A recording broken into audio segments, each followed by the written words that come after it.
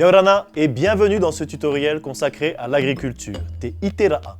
Aujourd'hui, dans cette série des savoir-faire qu'il faut faire savoir, nous allons parler de deux variétés de cocotiers particulièrement utiles. Contrairement à ce que l'on pense, ce n'est pas un arbre, mais une monocotylédone arborescente. Emblématique du Pacifique, le cocotier possède en effet des propriétés très intéressantes. Cultivé aussi bien sur les îles hautes que sur les atolls, le cocotier est une source de revenus accessible aux agriculteurs. Une option qui permet à la population insulaire de se fixer sur son île d'origine. Porte-drapeau emblématique du Pacifique, le cocotier existe sous différentes variétés dans cette région.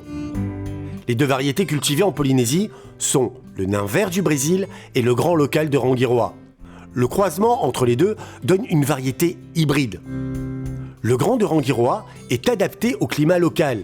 Il produit à partir de la 5e année des noix utilisées pour le copra, le coco à boire, le coco sec, le michihue, le lait de coco ou l'huile de coco vierge. Le nain vert, quant à lui, est destiné principalement au coco à boire. L'hybride, croisement entre le grand local de Rangiroa et le nain vert du Brésil, rassemble les qualités citées plus haut.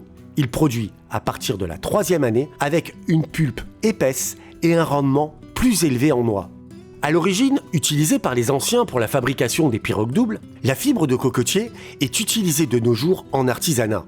C'est un cocotier hybride qui possède les fibres les plus longues. On le reconnaît aux stries noires présentes sur ses noix. L'hybride est cependant sensible dans les zones humides et demande un entretien et une fertilisation réguliers. L'avantage du cocotier local est qu'il s'adapte à de nombreux types de sols, même les moins fertiles. Le système racinaire du cocotier est abondant et complexe. La noix doit être plantée de façon à ce que 1/3 de la noix bénéficie de la lumière du soleil et 2/3 de l'humidité du sol. On l'oriente vers l'est et on prend soin de la planter à la nouvelle lune. Enfin, pour améliorer la qualité du sol, n'hésitez pas à rajouter des matières organiques comme des feuillages. Il n'est pas nécessaire d'apporter une fertilisation minérale dès la plantation tant que le système racinaire ne s'est pas développé. Il est préférable de planter les noix en période favorable, c'est-à-dire à la saison des pluies. En observant ces prescriptions, vous bénéficierez d'une cocoterie abondante et de qualité. Pour en savoir plus, je vous invite à cliquer sur le lien sous la vidéo pour télécharger un fichier qui vous apportera des compléments d'information. Le cocotier et ses dérivés sont promis à un bel avenir. La demande mondiale d'huile vierge de coco est croissante. Les biocarburants, qui représentent 59 millions de tonnes au niveau mondial, connaissent une croissance de 12,9% chaque année. Nous avons ici des pistes qui apporteront un plus indéniable au développement de la filière.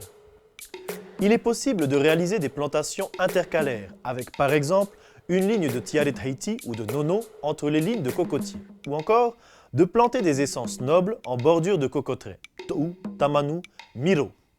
Penser biodiversité, c'est penser aussi à l'avenir des cultures en les protégeant.